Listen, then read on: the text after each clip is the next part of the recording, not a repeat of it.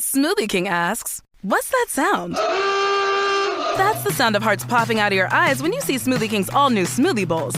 These Power Pack beauties are just waiting to be spooned. Our smoothie bowls start with acai or pitaya and are handcrafted with fresh toppings like sliced bananas, sweet berries, ripe mangoes, crunchy Purely Elizabeth granola, and a savory peanut butter drizzle.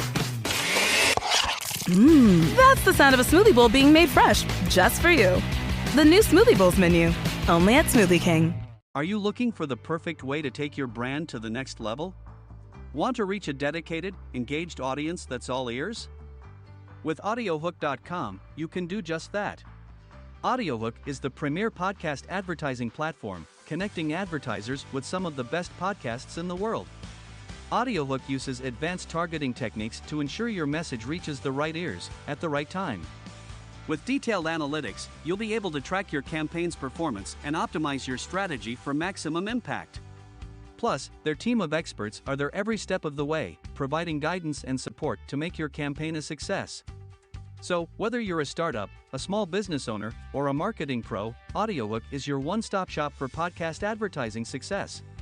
Head over to audiohook.com to start your journey today. Welcome back, folks. It's Thursday, May 18th, 2023. Let's talk about the latest in the federal versus state Democrat tiff. A revamped bill about Chinese citizens buying land here, a Google test in Huntsville, and the latest celebrity sighting right here as schools nearby out for the summer. I'm Mike Morgan, and we're down in Alabama.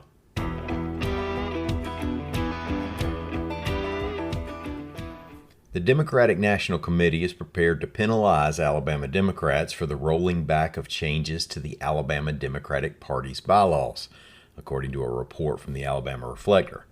Now, you know the backstory. After a disputed state party election, the DNC came in and helped push through changes in leadership and had the state party officials add youth, disabled, Hispanic, LGBTQ+, and other caucuses.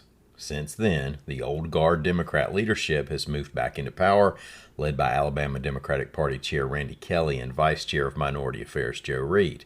Bylaws have been reworked to eliminate several new caucuses, with the leaders arguing that those caucuses would water down the representation of the state's black electorate, and even the vote to pass new bylaws has been disputed by some.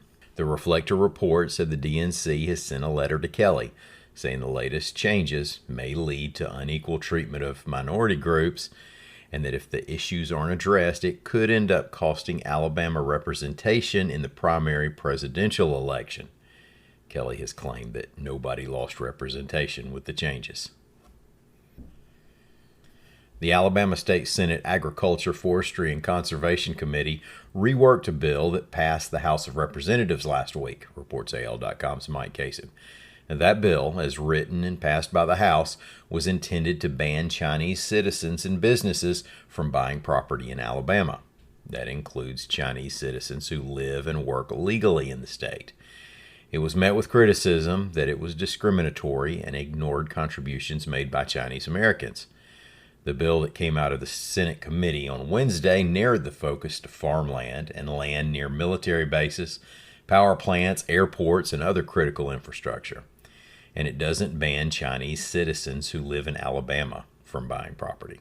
What it does do is ban the governments of China, Iran, North Korea, and Russia from buying property in Alabama that's used for agriculture or forestry, or is within 10 miles of a military base or that critical infrastructure I just mentioned. Lily Moore of Montgomery was born in China and became a U.S. citizen 25 years ago. She's a math teacher at Auburn University and a Sunday school teacher, and she was at the committee meeting to speak against the original House bill. She said the friction between the U.S. and Chinese governments shouldn't be used to punish Alabama residents who are Chinese citizens, many who are working on gaining their U.S. citizenship. Of the Senate rewrite, she said, quote, "It is much better than the original bill. Even the senators themselves agreed that first one shouldn't even pass." Huntsville has been selected as one of 4 U.S. test cities for Google Fiber's 20G internet connection, reports AL.com's Lita Gore. Green Bay is not a test city, by the way, but the other 3 areas are Austin, Texas, Raleigh-Durham, North Carolina, and Salt Lake City, Utah. This test is designed for companies or organizations that download or upload huge amounts of data and need ridiculous bandwidth. They're looking at entertainment organizations, content production companies, and research facilities. And that last one sounds a lot like Huntsville. Now, if it sounds like your organization, there is a Google Docs application you can fill out. There's a link to it in Lita Gore's story on the topic at al.com. You know, I haven't said anything about it because I didn't realize it was National Barbecue Month. Now, to some people, that's a little like not acknowledging the opening of college football season, I realize. But it was brought to my attention when I read Mary Colurso's story on rock musician Alice Cooper dropping by Full Moon Barbecue in Hoover. And I mentioned that just because it feels like there's all kinds of cultural clash to see macabre shock rocker Alice Cooper in a Hoover barbecue joint.